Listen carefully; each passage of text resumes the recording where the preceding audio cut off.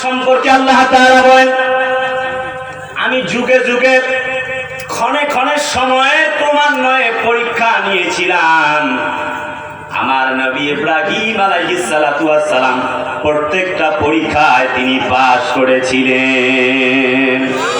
তাই তো কবিগুরু আল্লামা ইকবাল বলেন, তিনি বলেছেন, আজও ভি হো ইব্রাহিম কা ইমা পয়দা আপকার শক্তি হে এক আন্দাজে গুলিস্তা পয়দা।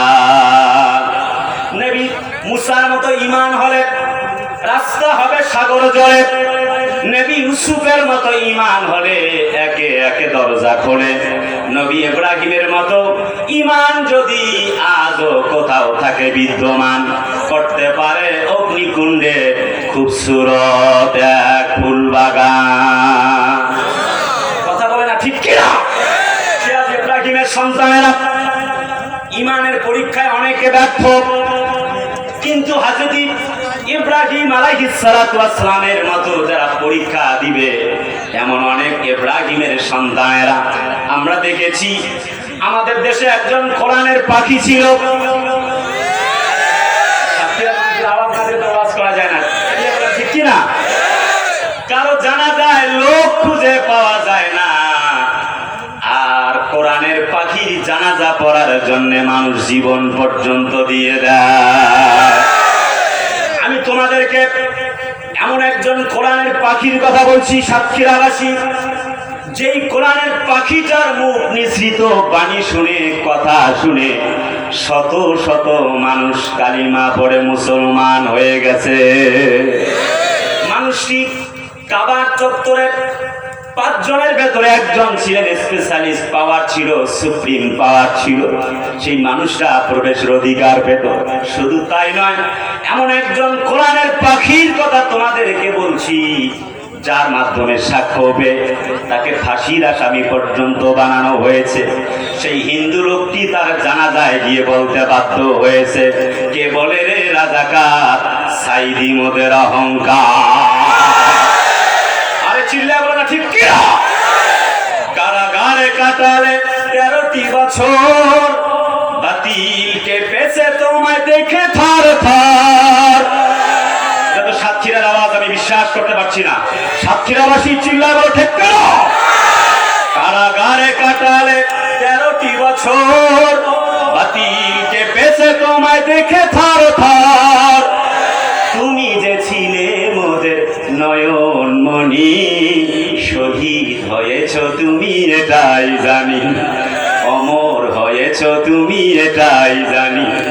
আল্লামা সাইদি তুমি মরনি, শহীদ হয়েছ তুমি এটাই জানি, অমর হয়েছ তুমি এটাই জানি। ঠিক কি না? দেখা তো হবে না আর এই জীবনে, দেখা হবে জান্নাতে ফুল বাগানে। চিল্লায় বলা যাবে ঠিক কেন?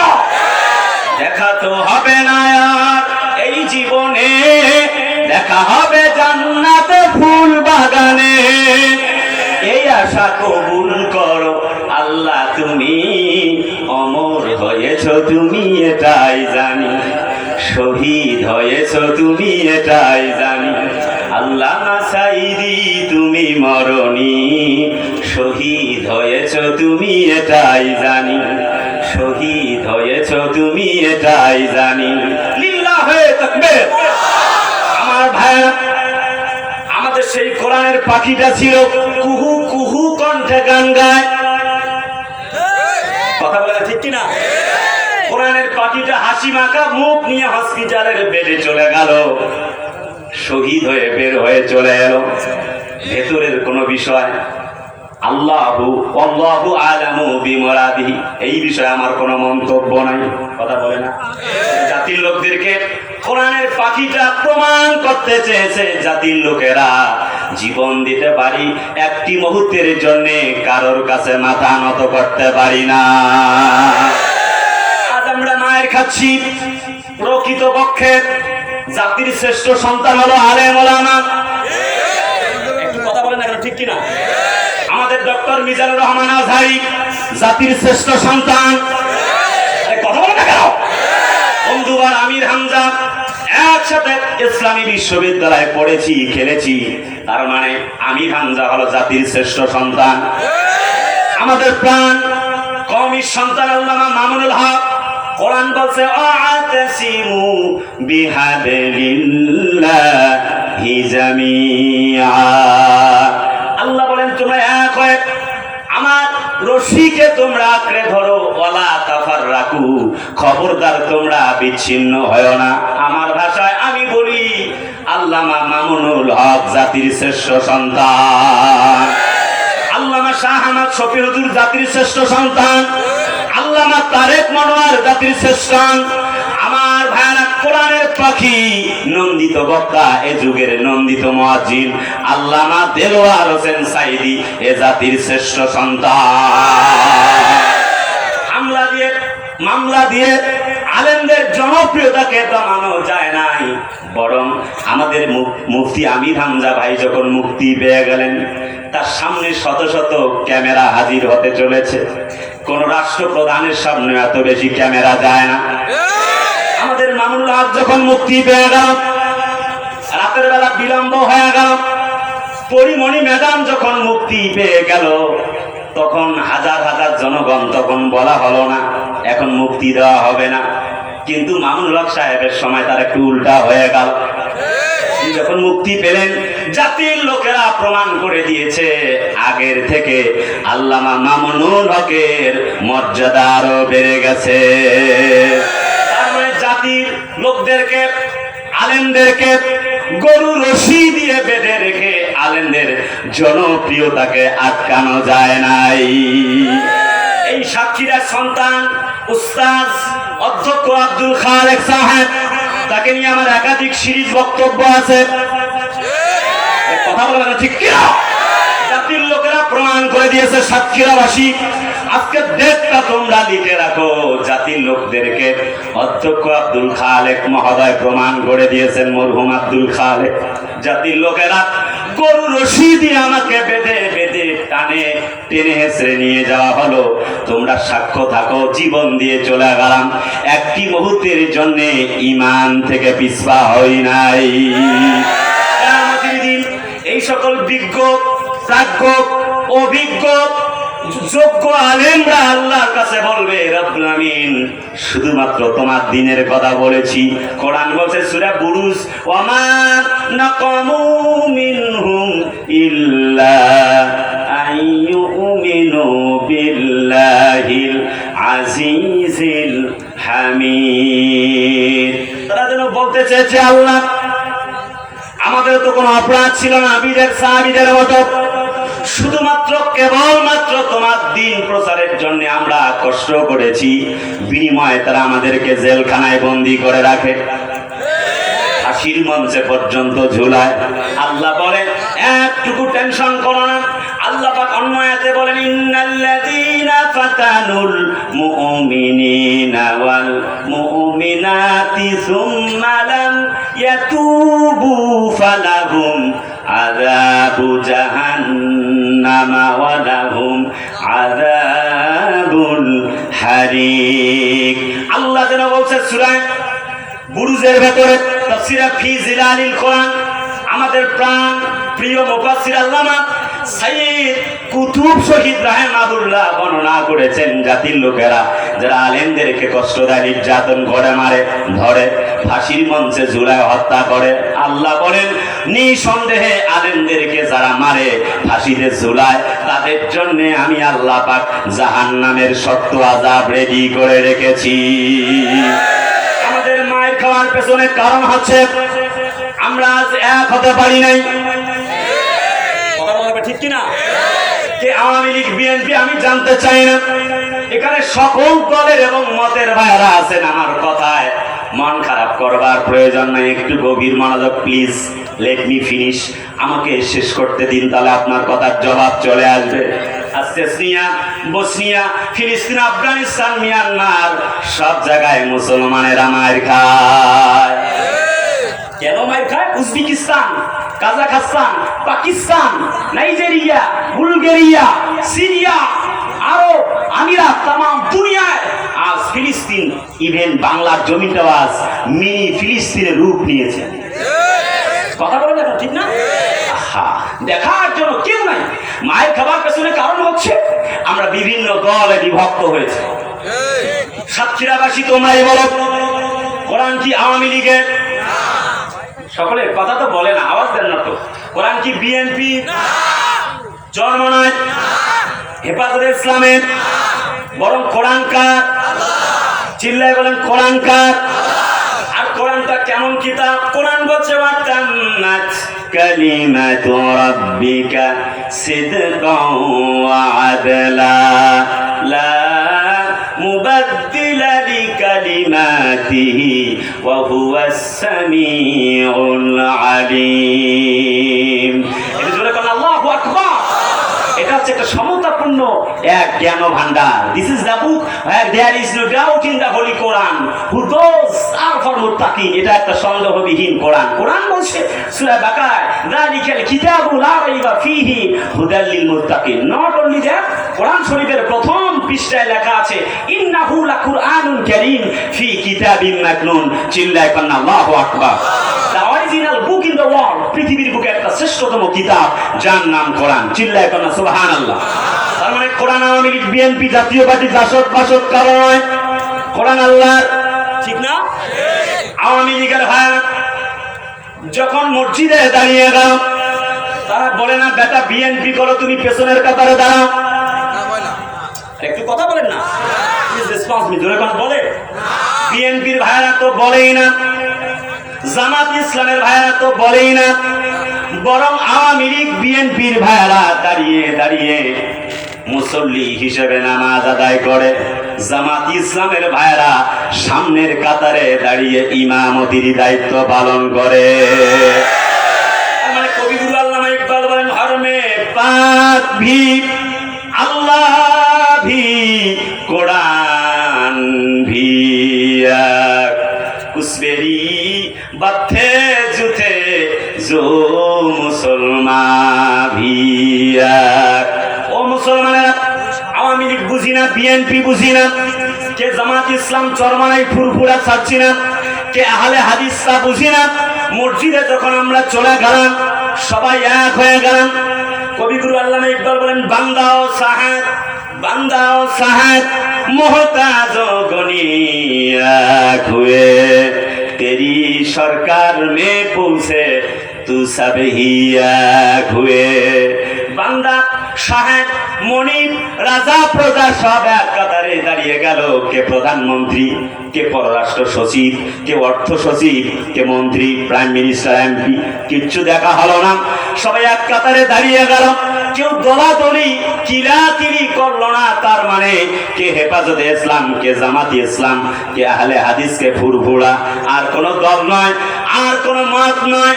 কোরআন যদি এক হয়, দস্তুরুনা আল কোরআনে কারীম, তাফসীরে সফওয়াতুত তাফাসির আল্লামা মুহাম্মদ আলী আস-সাবুনী বলেন আল্লাহু ইলাহুনা দীনুনা আল ইসলাম। তারপরে হচ্ছে দস্তুরুনা আল কোরআন আল কারীম নবিয়ুনা মুহাম্মদ সাল্লাল্লাহু আলাইহি ওয়াসাল্লাম। তাহলে আল্লাহ যদি এক হয়, কোরআন যদি এক হয়, আল্লাহর নবী যদি শেষ নবী হয়, মা কানা মুহাম্মাদুন আবা আহাদিম মির রিজালিকুম ওয়ালাকিন রাসূলুল্লাহ।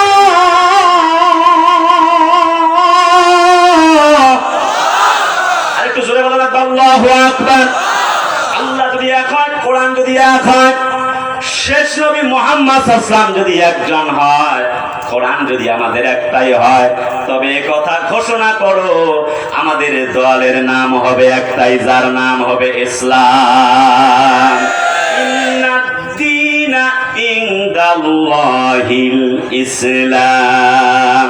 আল্লাহর কাছে একমাত্র মনোনীত পূর্ণাঙ্গ জীবন বিধান হচ্ছে ইসলাম। Islam is the complete code of life. Not only that, শুধু তাই নয়, Islam is not a name, it is the way of life. ইসলাম হচ্ছে একটা চলার পথ এবং পদ্ধতি। চিল্লায় বলেন সুবহানাল্লাহ।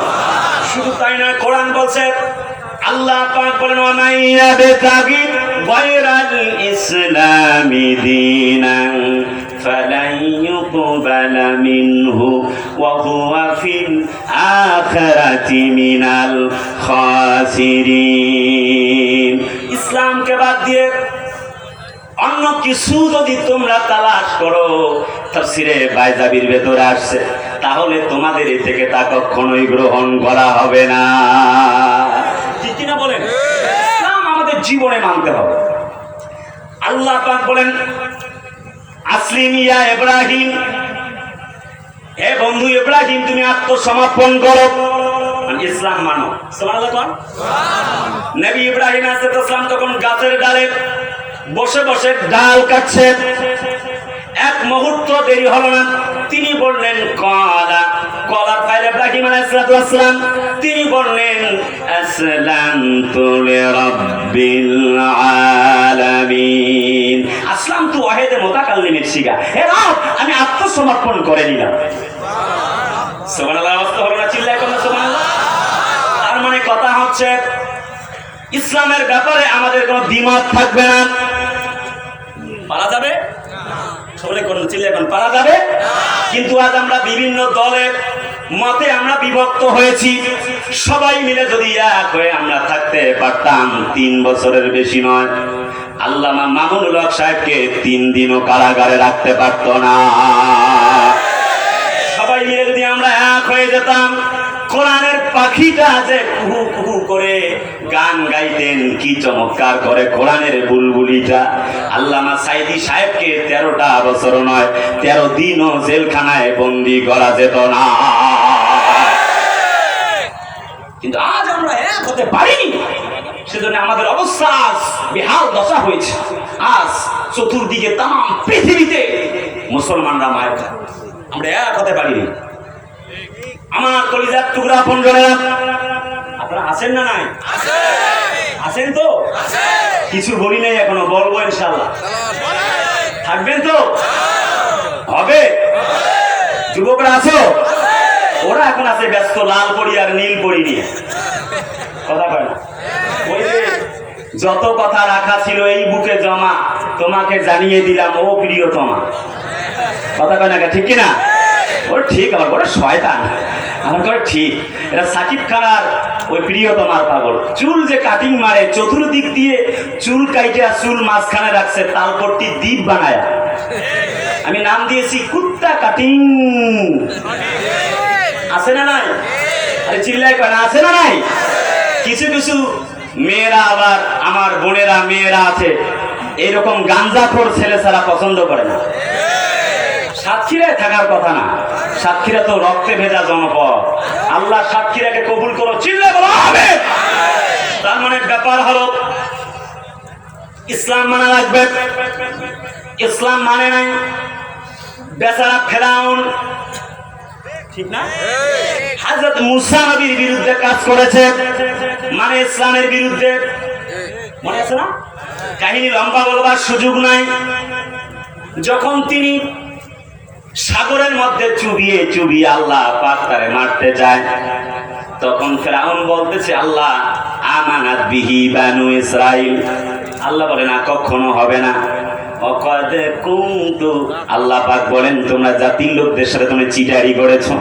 কোরআনে আসছে ওয়াইদা আদারাকাহুল গরাকু ক্বালা আমানতু আন্নাহু লা ইলাহা ইল্লাল্লাযী আমানাত বিহি বানু ইসরাঈল ওয়া আনা মিনাল মুসলিমিন। জোরে বলেন আল্লাহু আকবার। ফেরাউন যখন বলল আল্লাহ আমারে চুবাও কেন, আমি তো ঈমান আনছি মুসা আর হারুনের আল্লাহর উপরে, বনি ইসরাইলের আল্লাহর উপরে। আল্লাহ বলে এতদিন তুই মানুষ মারছিস, আলেমদেরকে ফাঁসিতে ঝুলাইছিস, কথা না বুঝলে কেমনে ওয়াজ করবে জায়গাটায়? সাতক্ষীরার মানুষ যদি ওয়াজ বুঝাই দেওয়া লাগে তো মুশকিল। সাতক্ষীরায় ঘরে ঘরে আলেম, সাতক্ষীরা জেলায় কত হাজার বক্তা আছে আমার জানা নাই। আরে কথা বলে না কেন আমার ভাই? আল্লাহ বলতে চায় মিনাল মুফসিদিন। বেটা ফেরাউন তুই তো ছিলি হচ্ছে মুফসিদিন, ফাসাদকারী, সন্ত্রাসী। এতদিন তুমি মানুষ হত্যা করেছ, ফাঁসিতে ঝুলিয়েছ, তুমি মানুষদেরকে, আলেমদেরকে বন্দী করেছো, কষ্ট দিয়েছো, হত্যা করেছো। এখন তুমি যতই তওবা করো, বলো ঈমান আনছি, মরার সময় কলেমা নসিব হবে না। বলা লাগবে, ঠিক কিনা? তার মানে হচ্ছে ইসলাম মানা লাগবে।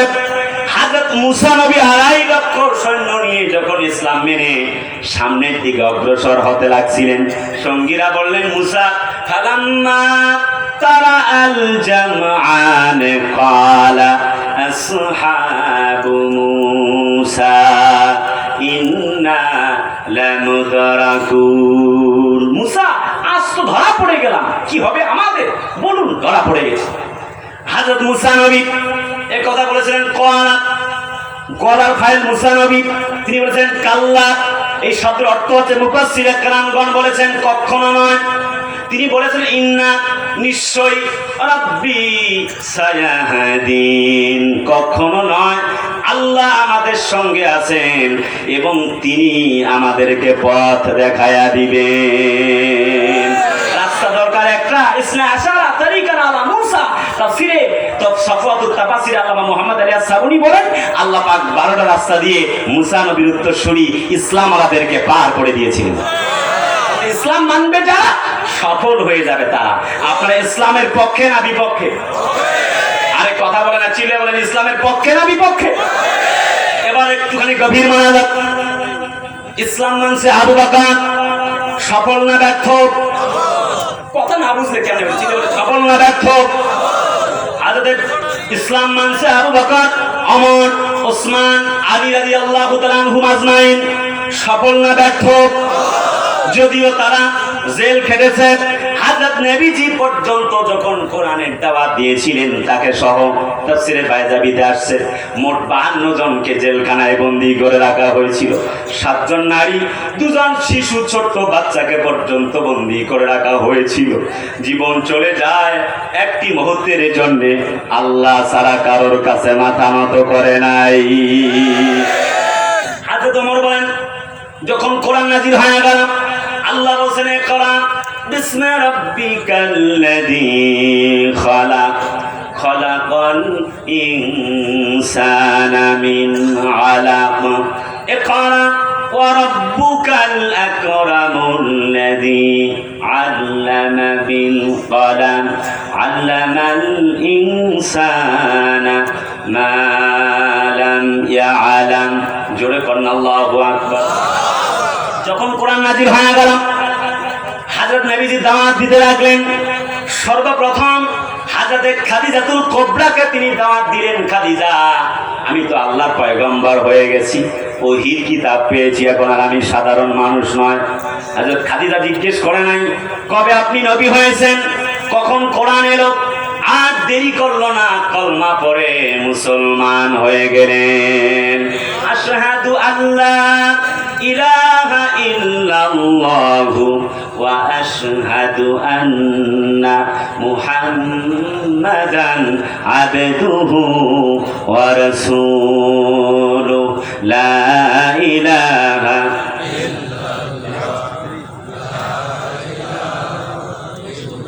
লা ইলাহা ইল্লাল্লাহু মুহাম্মাদুর রাসূলুল্লাহ। যেহেতু আমার পরে আলোচক আছে, সো আমি লম্বা কথা বলতে পারছি না, জাস্ট শর্টকাট একটু বুঝাই নেবার প্রয়োজন। আমরা আজকে কথা শুনবো, ইসলাম মানবে যারা, সফল তারা, ইসলাম মানবে না যারা, ব্যর্থ তারা। কিভাবে এটি আমি একটু আপনাদের সামনে আর একটু কথা বললে আশা করি আপনাদের সহজ হবে। ইসলামের দাওয়াত দিলেন রাসূলুল্লাহ, প্রথম আবু বকর রাদিয়াল্লাহু আনহু কালেমা গ্রহণ করে নিলেন, সফল হয়ে গেলেন। সুবহানাল্লাহ, জোরে বলুন সুবহানাল্লাহ। হযরত ওমর রাদিয়াল্লাহু আনহু কালেমা গ্রহণ করলেন। নবীজি সাফা পাহাড়ে দাঁড়িয়ে বক্তব্য দিয়েছিলেন, জাতির লোকেরা, আমি যদি তোমাদেরকে বলি সবাই একত্রিত হবা, সবাই আসলো, যদি বলি পাহাড়ের পাদদেশে তোমাদের জন্য শত্রু বাহিনী অপেক্ষা করছে, তোমরা কি বিশ্বাস করবে? সবাই মিলে বলল, না আমি মুহাম্মদ, বেটা মুহাম্মদ, নিশ্চয়ই বিশ্বাস করব। নবীজি বললেন, শোনো জাতির লোকেরা, 2 নম্বর আরেকটি কথা তোমাদেরকে জিজ্ঞেস করছি, আমি যদি তোমাদেরকে বলি কুলু লা ইলাহা ইল্লাল্লাহ তুফলিহুন, এক কোরআন মানো, কলমা পড়ো, ঈমান আনো, আল্লাহ ছাড়া আর কোনো মালিক নাই। চিল্লা এখন সুবহানাল্লাহ।